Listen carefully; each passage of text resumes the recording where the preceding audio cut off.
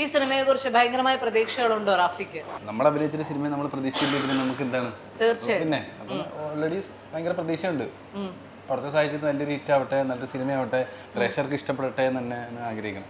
അർജുന് വരുന്ന സിനിമകളോ അർജുന് ഇഷ്ടമുള്ളത് ചൂസ് ചെയ്യാനുള്ള ഒരു ഭാഗ്യമുണ്ട് നിലവിൽ.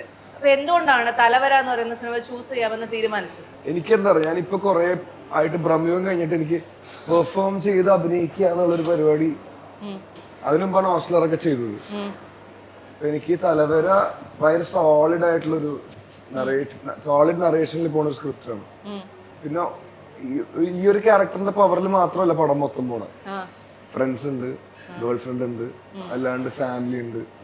പിന്നെ ഇവൻ ഒരു സിനിമാ മോഹിയാണ്, കുറെ ഓഡീഷൻസ് ട്രൈ ചെയ്യുന്നുണ്ട്. അപ്പൊ നമ്മള് ഇപ്പോഴും ഞാൻ നേരത്തെ പറഞ്ഞേ സപ്പോർട്ടിങ് ആക്ടേഴ്സ് ആയിട്ട് വരുന്ന ആൾക്കാര് നമ്മൾ വന്ന് കാണുമ്പോ ഞാൻ തലവരയിൽ അഭിനയിച്ച ക്യാരക്ടർ എനിക്ക് ഭയങ്കരമായിട്ട് ഫീൽ ചെയ്യുന്നുണ്ട്. അപ്പൊ ഞാൻ ഈ പടം ചെയ്തതിന് ശേഷം ഞാൻ ഈ ചെയ്ത പാൻഡ എന്നുള്ള ക്യാരക്ടറിനെയാണ് ഞാൻ പല സ്ഥലങ്ങളും നേരിട്ട് കാണുന്നത്. അപ്പൊ അതെനിക്ക് ഭയങ്കര ചെറിയൊരു ട്രിപ്പായിരുന്നു. മനസ്സിലായി. ഏറ്റവും കൂടുതൽ അച്ഛൻ ക്രിട്ടിസൈസ് ചെയ്തിട്ടുള്ള സിനിമ ഏതാണ്? ചില കാര്യങ്ങളും ഭയങ്കര മൈന്യൂട്ട് ആയിട്ട് പറയാറുള്ളൂ, അല്ലാണ്ട് ഒരു എക്സാമ്പിൾ പറയൂ. എനിക്ക് ബെറ്റർ ആക്കായിരുന്നു, എനിക്ക് ഈ പടം എടുക്കേണ്ട ആവശ്യം ഉണ്ടായിരുന്നു.